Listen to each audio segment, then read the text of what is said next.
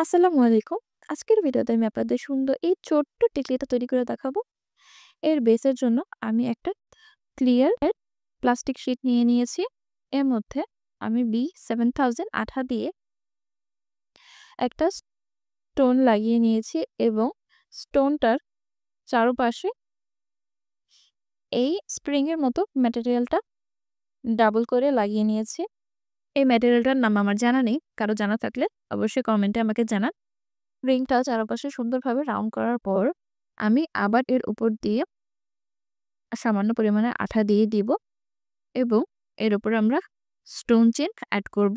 এইসব ম্যাটেরিয়ালগুলো আপনারা বিভিন্ন ফেসবুক পেজে পেয়ে যাবেন। আর দামও খুব রিজনেবল এর মধ্যেই। আর কয়েকবার প্র্যাকটিস করলে ইনশাল্লাহ আপনারা যে কেউ এই জুয়েলারিগুলো বানাতে পারবেন। স্টোনটা সুন্দরভাবে বসানোর পর এবার আমরা আবার এর উপরে ডাবল করে আ এই স্প্রিং এর মতো চেইনটা দিয়ে দিব। এই কাজগুলোর জন্য B6000 অথবা 7000 আঠাটাই বেস্ট। ফেব্রিক গ্লু দিয়েও কাজ করতে পারবেন। তবে সেটা শুকাতে সময় লাগবে। আমার টিকলিটা তৈরি হয়ে গেছে। এখন আমি এটা কেটে নিব।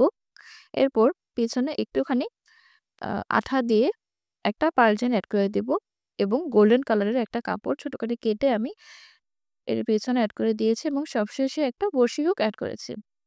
আমার কাছে আই-পিন বা ইউ-পিন কোনোটাই ছিল না। তাই আমি সরাসরি পার্ল চেইনটাই টিকলির পেছনে এড করেছি। আপনারা চাইলে এখানে আই-পিন বা ইউ-পিন দিয়ে কিছু গাছড়া বা পার্লও এড করতে পারবেন। সুন্দর টিকলিটা বাচ্চা এবং বড়রা যে কেউ পড়তে